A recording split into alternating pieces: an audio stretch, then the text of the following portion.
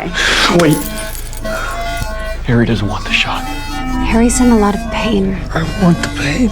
He wants the pain. Weekly outdoor hunting was my favorite activity, but just then, my father suddenly felt chest pain. I immediately picked up my father and rushed him to the hospital.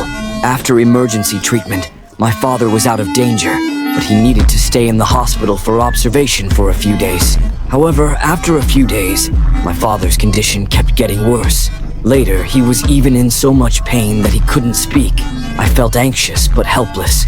When I was walking down the hallway, I happened to see the head nurse comforting a deceased patient's family, but she had this creepy smile on her face. I had a feeling something was off. The next day, I saw the head nurse cutting up a newspaper with scissors. I immediately went to the store and bought the exact same newspaper.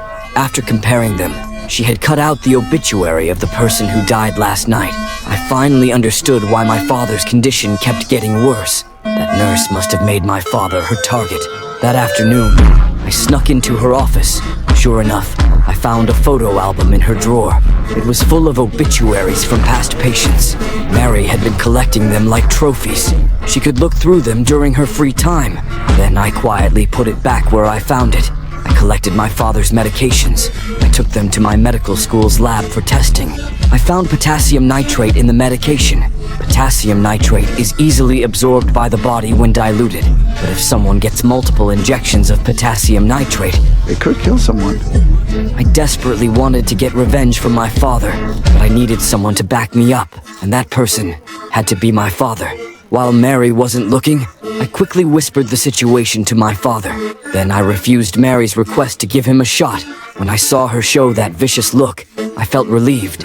My father, being a cop, definitely saw through her bad intentions too. Late that night, I got to Mary's house early. I covered her walls with plastic sheeting. My movements weren't very smooth. This was my first time doing something like this. Then I hid in the shadows of her living room, waiting for her to open the door. After I read out Mary's crimes, I became her judge. I quickly took out this killer.